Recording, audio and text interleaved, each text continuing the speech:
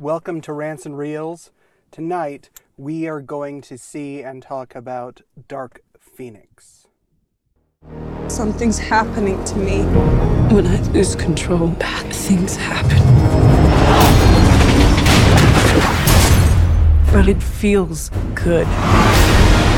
That power destroyed everything it ever came into contact with. Until you. The X-Men fear you. And what they fear, we seek to destroy. She'll kill us all.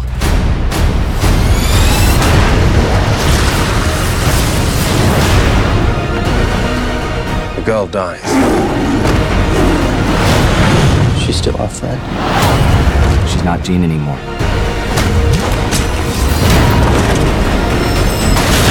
Are you threatening me? That's right. That would be a bad idea.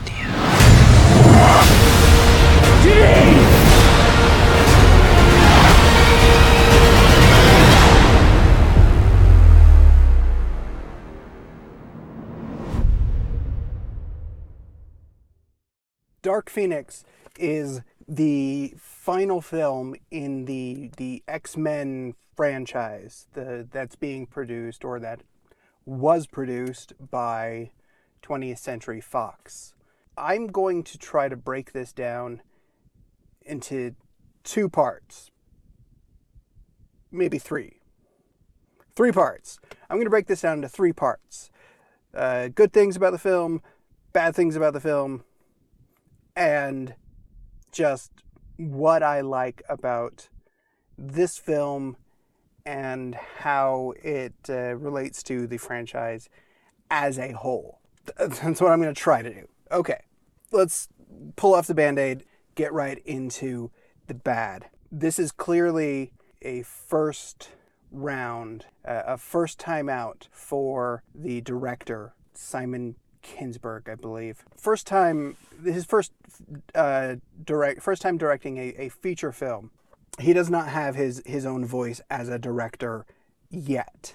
I can see where there is potential for him growing into his own style and his own way of telling a story. This wasn't it. He was finding his feet. He was working under studio expectations, trying to put an ending to this entire franchise, and that's where this franchise business is going to come in. He was handed the task of tying it all up, wrapping everything up, giving the audience an ending. And how do you end such a fractured franchise? Something that is split off. It's X-Men. Like the comics, the film series, the franchise is just fractured across different timelines. Maybe there's a multiverse involved. You have to write it off. It's X-Men. That's what they do. That's what they are. But he was tasked with ending this. So it's a hard ending to come up with, especially where things left off. So the first problem with the film is that it was heavily edited. I believe the entire third act of the film was completely reshot. So they just redid the entire third act of the movie, the last, 20, 30 minutes. It might be for good reasons. I mean, this version may very well be the superior vision, but we may never know. That said, it was clearly disjointed. For all of the disjointed pieces, I don't want to say it was hard to follow, but it wasn't hard to follow. It was hard to keep track of where your story is in its own timeline. I mean, how long is it between specific events in the film? That's what I'm trying to say there. It wasn't the most sound narrative structurally. The motivations were fairly weak.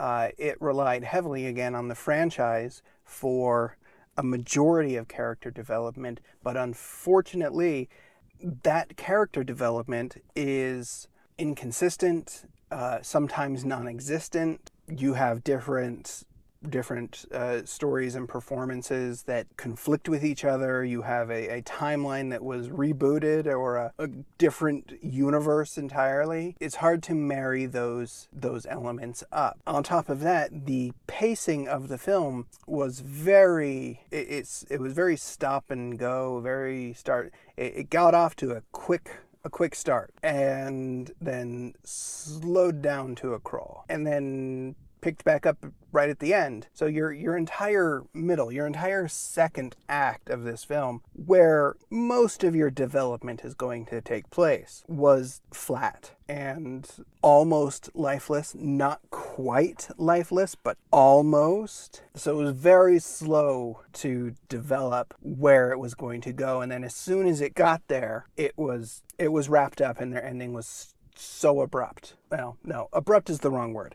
It was not abrupt. They rushed it, which felt unsatisfying, really. It felt disconnected from the franchise in parts.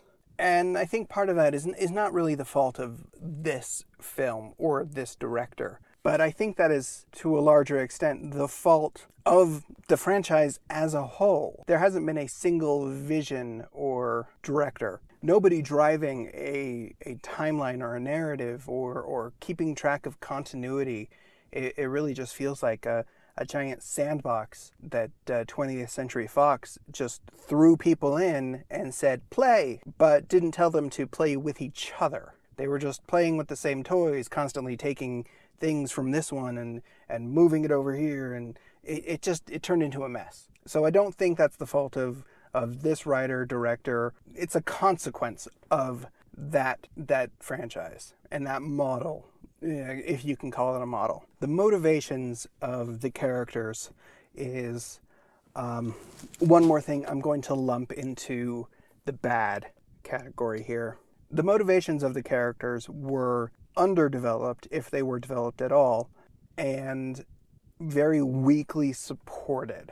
You have Jean Grey obtain phenomenal cosmic powers, but there's not an adequate, it's kind of hand-waved away, You have traumas, which, for Jean Grey, her motives and character were by far the most developed. But the rest of the characters in this film are all playing off of unseen motivations, things that happened off camera or before this film started, which can work if it's supported by the rest of the narrative. That's enough of the cons. Let's talk about the pros. So the good stuff. The performances were all as good as you can expect. That is to say, all of the returning characters, they all played their parts consistently. So their returning characters were all consistent. Their performances, anyway. The newer cast members, as of like Apocalypse, so newer, they performed very well with characters that were initially very thin. Solid performances all around, especially from Sophie Turner. Sophie Turner, I think, did a fantastic job with a character that is challenging, to say the least. The look and the feel of the film, it's a lot more of what this franchise should have looked and felt like almost 20 years, not quite. I prefer the way this film looks and feels over almost all the others. This is definitely how I always thought of these characters, these stories and characters, feeling and looking on screen. It was not cartoony. It was not over the top. It wasn't weighed down by unnecessary action. That was really good. There are moments where it doesn't quite work, but we're not talking about what doesn't work now. We're talking about what did. The fact that it felt disconnected from the franchise as a whole, I think, helped quite a bit. Because it sort of just shrugged off some of that baggage that could have weighed it down too much. So it was able to stand on its own. And it really does. This film can stand easily on its own without the rest of the franchise, which is a little bit sad considering that it's wrapping it up, it ending the entire franchise. As far as how the Dark Phoenix storyline played out, I think this was probably my favorite on-screen interpretation of how it plays out. Yeah, I really rather enjoyed the way Jean Grey's Phoenix's power set manifested, the way she used them, how she dealt with the powers and the resurfacing traumas. A lot of credit needs to go to Sophie Turner for how she dealt with that. Finally, the last thing I'm going to lump into the good category here. I like the way it was wrapped up. I like that they put an ending in place that allows the audience to walk away from this franchise now.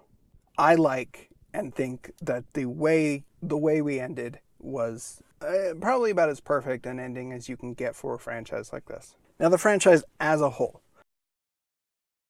There's a lot more to say about this particular franchise than I can get into right now. And this is not the time or place. There are other places.